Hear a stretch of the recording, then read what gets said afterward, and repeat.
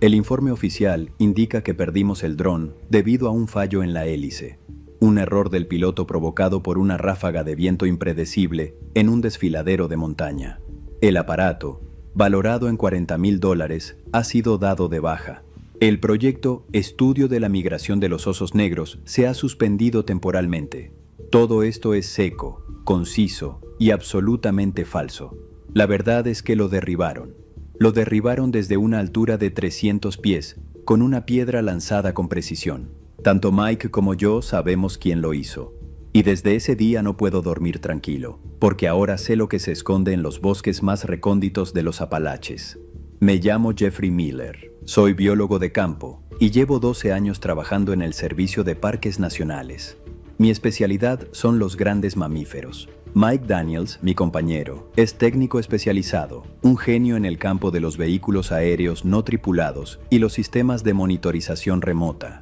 El 28 de octubre de 2023, montamos el campamento en el sector Gamma 7 del Parque Nacional de Pisgah, en Carolina del Norte. Se trata de una de las zonas de más difícil acceso, a la que los turistas rara vez se aventuran y a la que los inspectores acuden como mucho una vez al año. Es el lugar ideal para nuestro proyecto. El objetivo consistía en instalar una red de sensores y llevar a cabo un reconocimiento aéreo preliminar con nuestro nuevo dron Argus 4. No se trata de un juguete de tienda, sino de un desarrollo militar adaptado para uso civil, con hélices prácticamente silenciosas, una autonomía de vuelo de hasta 2 horas y, lo más importante, una cámara termográfica con una resolución increíble. Teníamos que rastrear las rutas migratorias de los osos antes de que entraran en hibernación y trazar un mapa de sus desplazamientos. Era un trabajo rutinario, pero apasionante. Los 3 primeros días transcurrieron según lo previsto. Montamos el campamento en un pequeño claro junto a un arroyo e instalamos el equipo. Hacía frío, pero el cielo estaba despejado. Durante el día, Mike y yo recorríamos la zona colocando cámaras trampa y sensores sísmicos. Al caer el crepúsculo, llegaba su momento. Mike lanzaba el Argus al aire, mientras nosotros nos sentábamos en la cálida tienda de campaña con el generador y observábamos durante horas la vida nocturna del bosque en la pantalla del portátil. Las siluetas térmicas de los animales sobre el fondo de la tierra que se enfriaba parecían figuras blancas fantasmales. Vimos ciervos, coyotes, mapaches y, en varias ocasiones, avistamos osos. Todo iba sobre ruedas. Se recopilaban los datos y se iban completando los mapas. La cuarta noche todo cambió. Aproximadamente a las 2:00 de la madrugada, mientras yo dormitaba, Mike pilotaba el dron siguiendo una ruta planificada de antemano sobre la cordillera norte, a unas 5 millas de nuestro campamento. De repente, me dio un ligero codazo en el costado. «Jeff, mira esto». Me incorporé y fijé la vista en la pantalla. En la pantalla en blanco y negro de la cámara termográfica, entre los escasos puntos blancos, se veía un grupo de grandes señales térmicas. Había al menos 6. Se movían por la ladera, cubierta de un espeso bosque. ¿Osos?, pregunté, aunque sabía que no lo eran.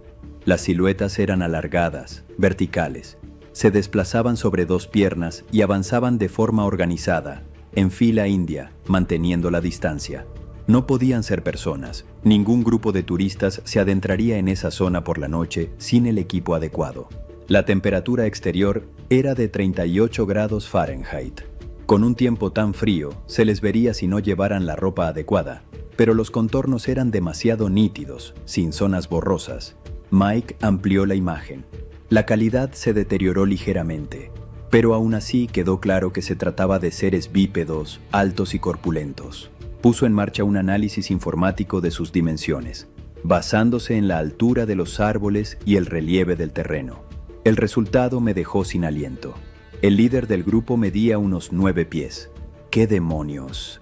Mike, deslizando rápidamente los dedos por el teclado, empezó a comprobar la calibración y a comparar los datos con el mapa topográfico. Supusimos que se trataba de un fallo en la matriz o de una distorsión debida al relieve del terreno, pero en el fondo no nos lo creíamos. Los dos sabíamos que el equipo funcionaba a la perfección y observamos en silencio cómo el grupo de seres cruzaba un pequeño barranco y comenzaba a subir por la ladera opuesta. Sus movimientos eran fluidos y seguros. algo totalmente inhumano para un terreno tan accidentado y en plena oscuridad. No utilizaban linternas. Se movían como si vieran perfectamente todo lo que les rodeaba. Soy biólogo y conozco bien los hábitos de todos los grandes animales conocidos de América del Norte. Lo que veíamos en la pantalla no se ajustaba a ninguna descripción. No eran osos, ni tampoco personas. Su tamaño y su forma de moverse descartaban esa posibilidad. «Tenemos que acercarnos más», dijo Mike, y decidió bajar la altura a 300 pies. Las hélices del Argus funcionaban casi en silencio, pero a esa altura, en el silencio de la noche, aún se oían. Era un riesgo, pero la curiosidad y la pasión profesional se impusieron. Mike bajó con cuidado el dron, siguiendo al grupo. La imagen se hizo más nítida. Ahora podíamos distinguir sus extremidades. Tenían brazos largos y poderosos que les llegaban casi hasta las rodillas, y cabezas grandes. Caminaban lentamente y en sus movimientos se percibía esa aterradora economía de energía característica de los grandes depredadores. En un momento dado, el líder se detuvo y recogió del suelo algo alargado.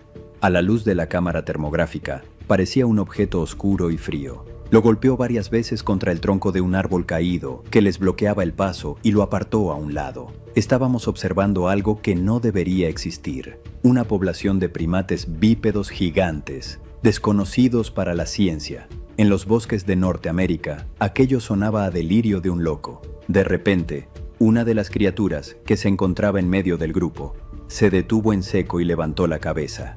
Se quedó inmóvil, y su silueta térmica en la pantalla permaneció fija como una estatua. Miraba directamente hacia arriba, al punto donde sobrevolaba nuestro dron.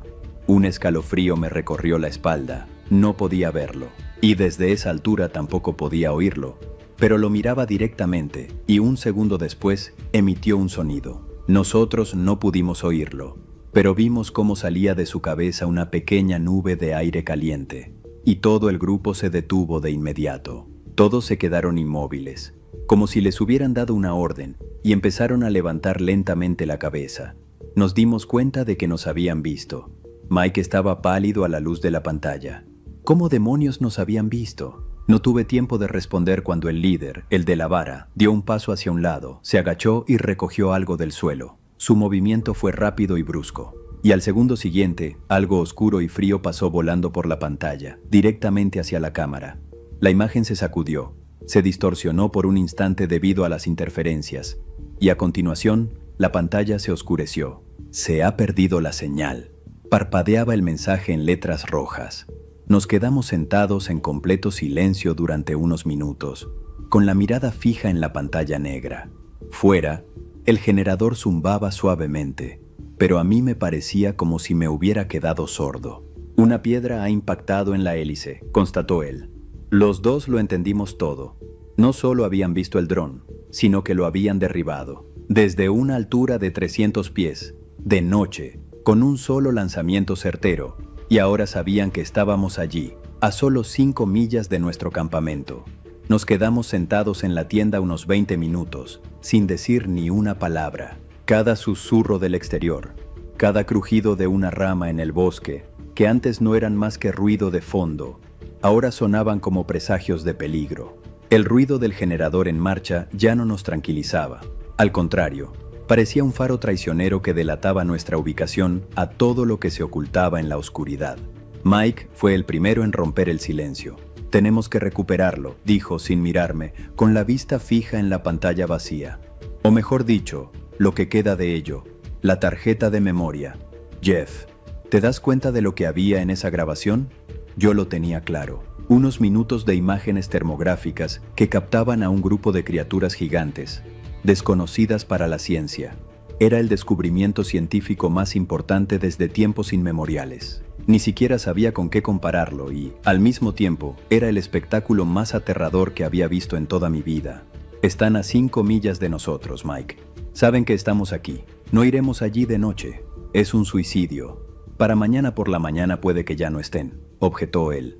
«O, lo que es peor, pueden encontrar el dron antes que nosotros. Destruirlo. Esa tarjeta de memoria está protegida, pero no contra la destrucción física». Discutimos en voz baja durante casi una hora más. El miedo luchaba en nuestro interior contra el deber profesional y la sed de conocimiento. Al final, llegamos a la única decisión sensata: esperar al amanecer. No dormimos el resto de la noche. Yo estaba sentado con una pistola de señales para ahuyentar osos en las manos, mientras que Mike tenía a mano un gran cuchillo de caza. Apagamos el generador, sumiendo la tienda en la más absoluta oscuridad y silencio, y nos limitamos a escuchar. El bosque seguía con su vida habitual, pero para nosotros había cambiado para siempre. Oí unos pasos pesados en algún lugar lejano, más allá del alcance del oído, y el suave susurro del viento no era más que la respiración de alguien. Era un miedo irracional, primitivo, que me ponía la piel de gallina. En cuanto los primeros rayos grises del amanecer se abrieron paso entre las copas de los árboles, estábamos listos.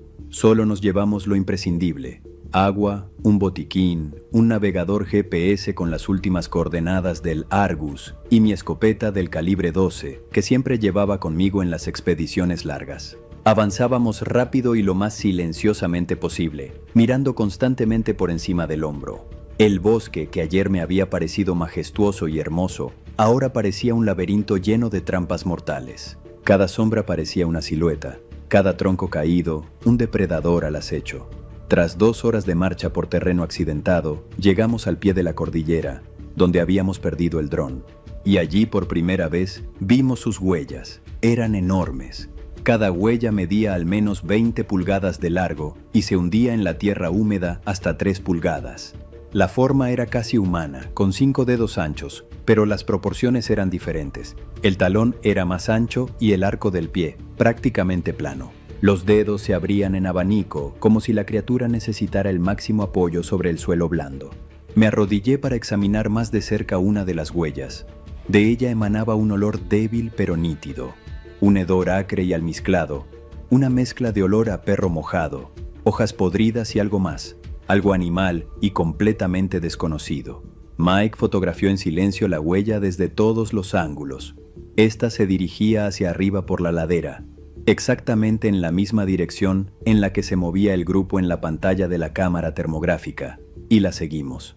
Cuanto más subíamos, más rastros de su presencia encontrábamos. Las ramas de los árboles estaban rotas a una altura de entre 10 y 12 pies, como si alguien muy alto las hubiera apartado al pasar. En los troncos de varios pinos había profundos arañazos, dejados al parecer, no por garras, sino por algo parecido a clavos toscos. Encontramos el lugar donde se habían detenido a descansar. En el suelo yacían huesos de ciervo roídos, varias costillas y una tibia partida por la mitad con una facilidad de la que no es capaz ninguno de los depredadores de estos bosques que yo conozco. Mike levantó un trozo de cráneo. «Mira, está roto de un solo golpe». Se me hizo un nudo en la garganta. El navegador indicaba que quedaban menos de 100 yardas hasta el objetivo. Redujimos el paso, avanzando de árbol en árbol, tratando de no hacer ni un ruido. Y por fin lo vimos. El Argus yacía en un pequeño claro pedregoso. O, mejor dicho, lo que quedaba de él. El casco de fibra de carbono estaba hecho añicos. Las vigas con los tornillos se habían desprendido y yacían tiradas a un lado. La cámara había sido arrancada de sus soportes y la lente se había hecho pedazos. Al parecer, los daños no se debían a una caída. Lo más probable es que la hubieran destrozado de forma metódica y brutal. La habían golpeado una y otra vez contra las rocas hasta convertirla en un montón de escombros. Mike y yo nos quedamos paralizados, con la mirada clavada en aquella escena. Y entonces me fijé en algo más.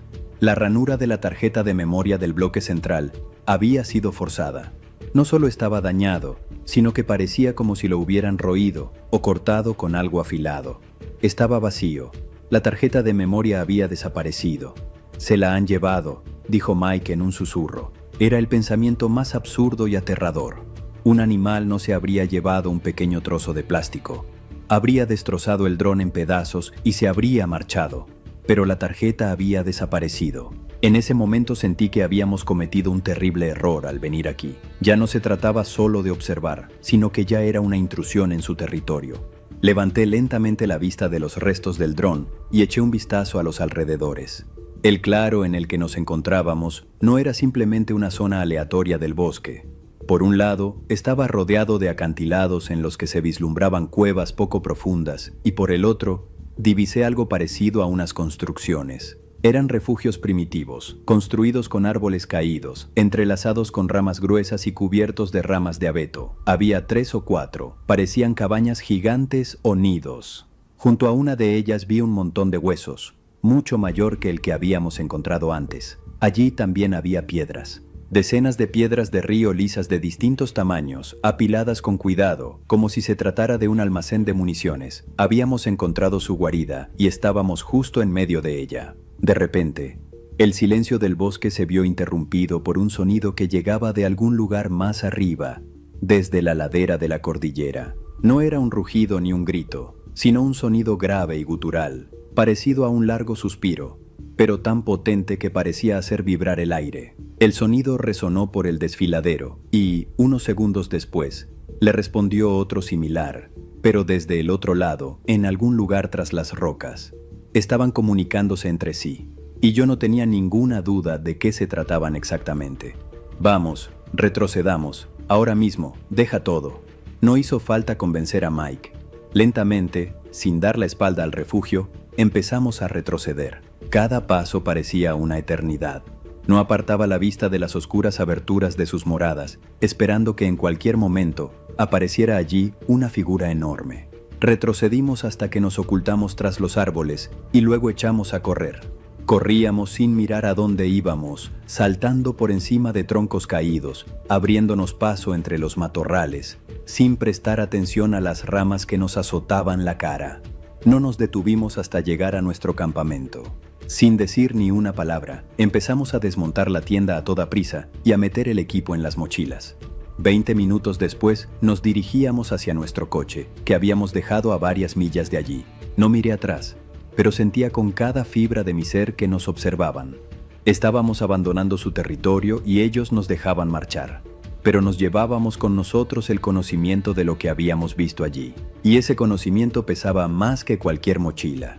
El camino de vuelta del bosque transcurrió en un silencio opresivo. El camino de grava dio paso a una carretera asfaltada y la espesa maleza a escasas casas de granjeros, pero la sensación opresiva no desaparecía. Estábamos sentados en el coche, cubiertos de barro y rasguños, con la mirada fija al frente. Yo agarraba con fuerza el volante, mientras que Mike miraba por la ventana. No hablamos de lo que habíamos visto. Ni siquiera hablábamos de lo que íbamos a decir. No hacía falta. La mentira surgió por sí sola, fruto de un miedo común y visceral a que se burlaran de nosotros, a que nos despidieran o, lo que es peor, a que nos enviaran a un peritaje psiquiátrico. Cuando regresamos a la base de nuestro sector, parecíamos 2 perros maltratados. El jefe, un viejo gruñón llamado Henderson, nos echó un vistazo y preguntó dónde estaba el dron. La voz de Mike sonaba tranquila y cansada cuando expuso la historia que se había inventado. Nos vimos envueltos en una corriente descendente cerca de la cresta. El Argus se salió de control y no conseguimos estabilizarlo. Se estrelló en algún lugar del desfiladero. Lo buscamos durante varias horas, pero el terreno es demasiado accidentado, con acantilados casi verticales. Sin equipo especial es imposible encontrar los restos. Henderson sacudió la cabeza y chasqueó la lengua, lamentando la pérdida de un equipo cuyo valor equivalía al de su casa, pero no mostró sorpresa alguna. Las montañas son así. La tecnología se estropea y el viento puede ser traicionero.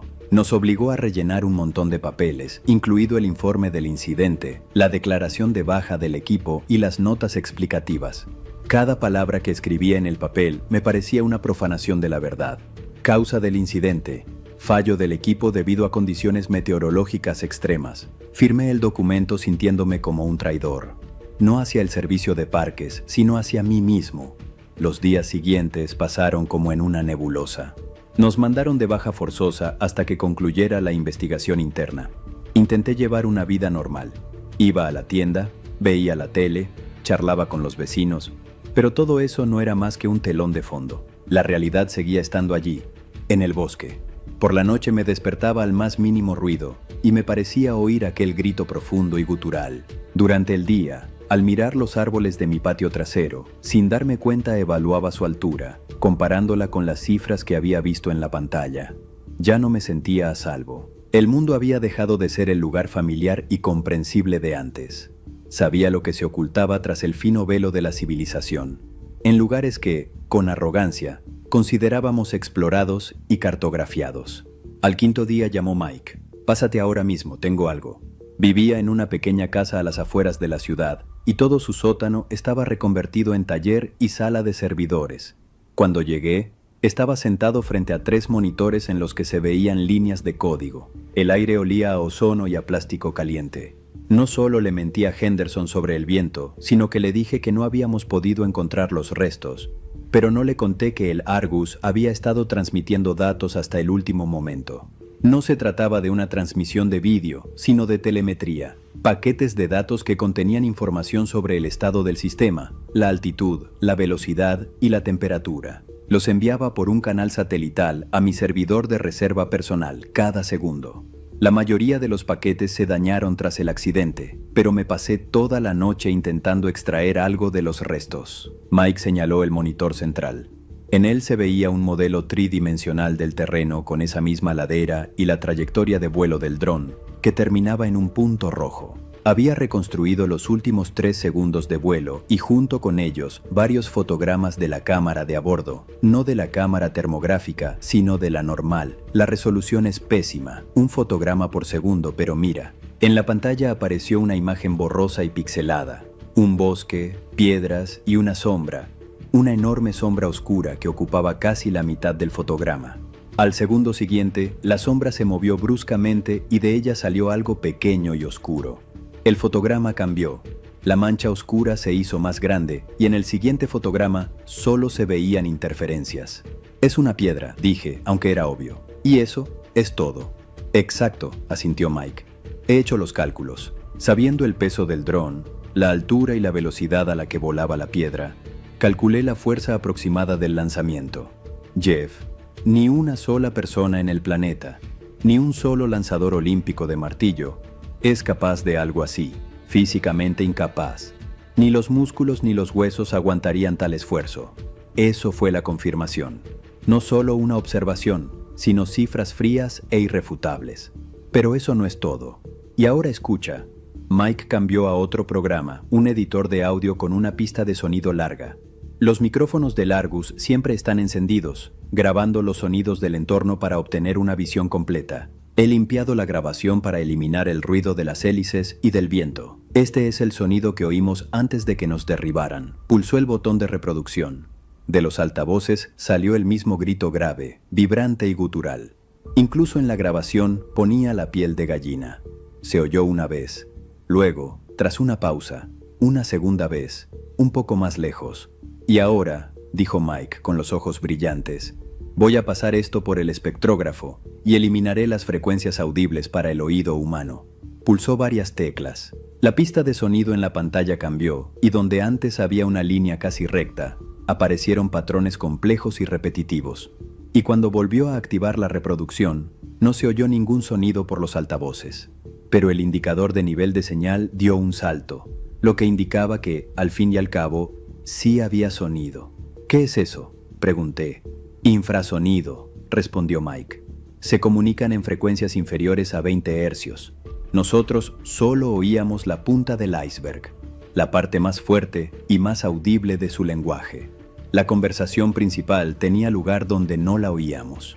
Es como con las ballenas o los elefantes. Pueden comunicarse a distancias enormes. ¿Te acuerdas de cuando todos se quedaron quietos a la vez y miraron hacia arriba? El que nos vio no gritó. Dio una orden silenciosa. Me quedé mirando fijamente el indicador que parpadeaba silenciosamente y sentí cómo el suelo se me escapaba de debajo de los pies. Eso lo cambiaba todo. No eran simplemente monos gigantes. Esta especie tenía un sistema de comunicación muy desarrollado, lo que indicaba su carácter social. Y nosotros habíamos invadido su territorio con un coche ruidoso, espiándolos. Para ellos no éramos solo una molestia, éramos una amenaza. «Tenemos que volver», dijo Mike en voz baja, pero con firmeza. Lo miré como si estuviera loco. «¿Te has vuelto loco? Casi nos matan. Han derribado el dron, lo han encontrado, lo han destrozado y, lo más importante, se han llevado la tarjeta de memoria. Se han dado cuenta de que era un ojo y se lo han llevado. No podemos volver allí. Precisamente por eso debemos hacerlo, dijo con voz cortante. No se trata solo del descubrimiento de una nueva especie, Jeff. Puede que sea el primer contacto. Tenemos que averiguar quiénes son, hasta qué punto son inteligentes. Voy a reunir nuevo equipo. Micrófonos direccionales, sismógrafos y cámaras con sensores infrarrojos pasivos. Actuaremos de otra manera. Nada de contacto directo, solo observación a distancia. Miré sus ojos ardientes, los complejos gráficos de la pantalla, y comprendí que ya había tomado una decisión. Estaba dispuesto a arriesgarlo todo por ese conocimiento. Y yo solo quería una cosa, olvidar. Pero al mirar la ventana oscura de su sótano, supe que ya no podría hacerlo. Estaban allí y ahora sabían de nosotros tanto como nosotros sabíamos de ellos. Nuestras discusiones se prolongaron casi una semana. Nos reuníamos todos los días y cada día Mike me mostraba nuevos fragmentos de su análisis, nuevas pruebas de que no nos enfrentábamos simplemente a un animal desconocido, sino a algo de un nivel completamente distinto. Hablaba de la complejidad de su comunicación infrasonora, de la precisión matemática de sus lanzamientos y de su posible inteligencia. Su obsesión iba en aumento, desplazando el miedo. Mi miedo, por el contrario, no hacía más que intensificarse. No recordaba los gráficos de su pantalla, sino la ranura vacía para la tarjeta de memoria, los huesos de ciervo partidos por la mitad y el terror primitivo que sentí al encontrarme en medio de su guarida. Para él era el descubrimiento más importante de la historia. Para mí, una advertencia. No podemos mantener esto en secreto, tenemos que contárselo al mundo, pero necesitamos pruebas irrefutables. Un vídeo nítido y una grabación de su conversación. Si no, nos meterán en un manicomio. Han destruido el dron, Mike. Se han dado cuenta de que los estábamos vigilando. No solo volverán a derribar nuestro equipo por segunda vez, sino que vendrán a por nosotros. Pero vi que mis palabras no le convencían. Él ya estaba allí, con la mente puesta en esa cordillera y planeando ya una nueva expedición. Al final, me lo dijo sin rodeos. Iré allí contigo o sin ti. No puedo dejar pasar esta oportunidad. Pero no quiero ir solo. Fue un golpe bajo. Había sido mi compañero durante 12 años. Juntos nos hemos congelado en las tiendas de campaña. Nos hemos abierto paso entre ventiscas y hemos ahuyentado a los osos. No podía permitir que se fuera solo, así que acepté, pero puse mis condiciones. Esta es la última expedición y nada de drones, nada de persecución activa. Montamos el campamento a una distancia segura. Instalamos sensores pasivos, fijos y cámaras, y nos largamos de allí, para luego analizar los datos y decidir qué hacer a continuación. Él aceptó a regañadientes. 2 semanas después volvimos a Pisgah. Esta vez nos acercamos por el otro lado, desde el oeste, y elegimos como puesto de observación una alta cresta rocosa desde la que se divisaba todo el valle donde, según nuestros cálculos, se encontraba su territorio principal. Desde allí hasta su guarida había al menos 3 millas. Pasamos todo el día ajustando el equipo. Mike había traído consigo todo un arsenal. 2 cámaras de alta resolución con enormes teleobjetivos. Un sensor sísmico capaz de detectar los pasos de un animal de gran tamaño a 1 milla de distancia. Y lo más importante, un micrófono parabólico que podía enfocar la fuente de sonido a gran distancia. Lo camuflamos todo con los colores de las rocas y el follaje y nos pusimos a esperar. Los 2 primeros días no pasó nada. El sismógrafo permaneció en silencio y el micrófono solo captaba el ruido del viento. Yo esperaba que se hubieran marchado, que hubieran emigrado a otra zona, pero la tercera noche el sismógrafo cobró vida. Registró unas oscilaciones débiles pero rítmicas, procedentes del centro del valle. No parecían pasos, eran demasiado mesurados, con intervalos precisos. Al amanecer, apuntamos las cámaras hacia el origen de las vibraciones y vimos en medio de un gran claro a una de esas criaturas. Incluso a esa distancia parecía enorme. Su poderío era evidente. En las manos sostenía un cantos rodados del tamaño de una batería de coche y metódicamente, con una fuerza monstruosa, lo golpeaba contra el tronco de un roble. No oíamos ningún sonido, pero veíamos cómo cada golpe desprendía polvo de madera del roble. Y no se trataba de una furia sin sentido. Había un ritmo en ello. 3 golpes rápidos, una pausa, y luego 2 largos y prolongados. Otra pausa, y de nuevo 3 golpes rápidos. Al cabo de un minuto llegó la respuesta desde el bosque. El mismo grito gutural que habíamos oído la última vez. Se comunicaban entre ellos mediante ese tambor. Era su forma de comunicarse. Nos quedamos junto a las cámaras hasta la noche, observándolos. Vimos cómo se desplazaban por el valle. Vimos cómo dos de ellos, uniendo fuerzas, derribaban un árbol pequeño para cruzar el barranco. Y también fuimos testigos de cómo un ejemplar más grande enseñaba a un joven a arrancar la corteza de los árboles para llegar a las larvas. Era una vida social y organizada, compleja y totalmente incomprensible para nuestra percepción. Mike estaba encantado, lo grababa todo. Sus portátiles se llenaron de gigabytes de datos, pero no estaba satisfecho con la calidad del sonido. El viento provocaba demasiadas interferencias. «Tengo que bajar el micrófono», dijo la noche del tercer día. «Solo durante un par de horas, justo en el límite del bosque, instalaré una grabadora autónoma y antes de marcharnos la recogeremos. Ni siquiera se darán cuenta de que estamos ahí». Me opuse rotundamente. Era una locura, una violación de nuestra regla principal, no acercarnos. Pero él se mantuvo inflexible. «Jeff, esta es la parte más importante, su idioma. Tenemos que grabarlo con claridad». Cedí, aunque no sé muy bien por qué. Quizás su seguridad me contagió, o quizás simplemente me cansé de discutir. Al amparo del crepúsculo que se hacía más denso, comenzamos el descenso. Dejamos en la cima todo lo superfluo y solo nos llevamos el micrófono, el trípode, la grabadora y mi rifle. Avanzábamos lentamente, saltando de piedra en piedra, intentando no hacer ni un ruido.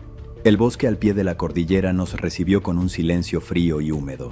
Instalamos el micrófono, apuntándolo hacia el claro donde habíamos visto al tamborilero durante el día. Mike se afanaba con los cables, mientras yo me mantenía de pie en el estribo, escudriñando la oscuridad como tinta entre los árboles.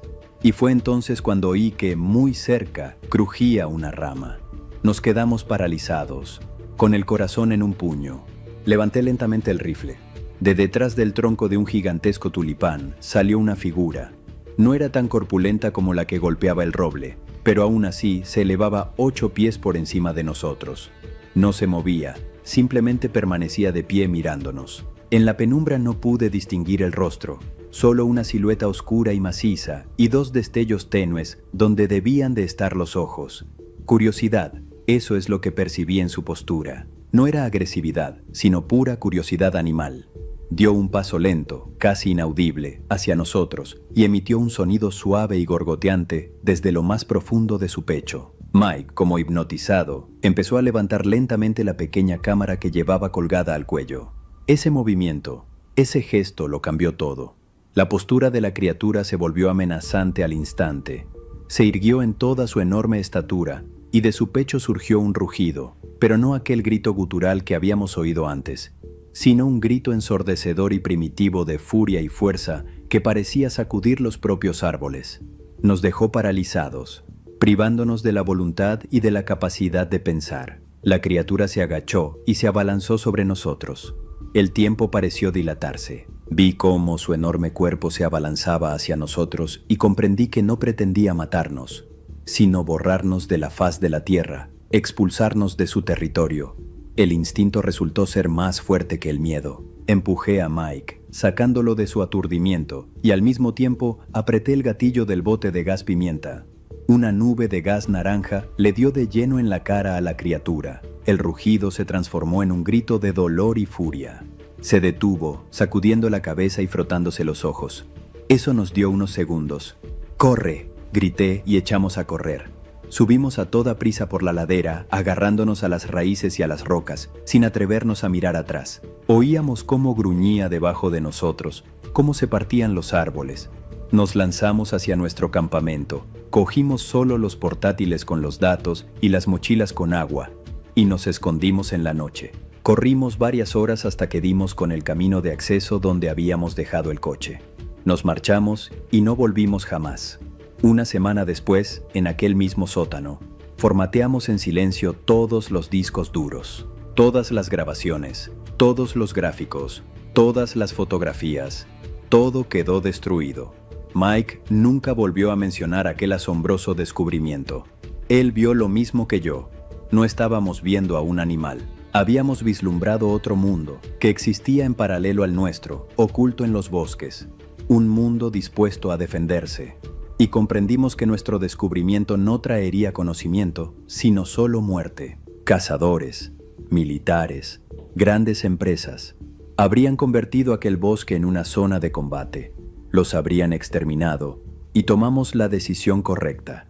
Decidimos protegerlos, guardando silencio. Al cabo de un mes, dejé el servicio de parques nacionales. Mike y yo ya no mantenemos contacto. Nuestra amistad, al igual que nuestra curiosidad científica, quedó pisoteada en aquel claro. A veces veo en las noticias informes sobre turistas desaparecidos en los Apalaches y se me encoge el corazón. Sé que nadie creerá mi historia. Yo mismo no me lo habría creído hasta que miré a los ojos a esa criatura. En ellos no había ni maldad ni odio, solo comprensión, tan antigua como las propias montañas, que somos forasteros en su tierra y que hay lugares donde no se acoge bien a las personas.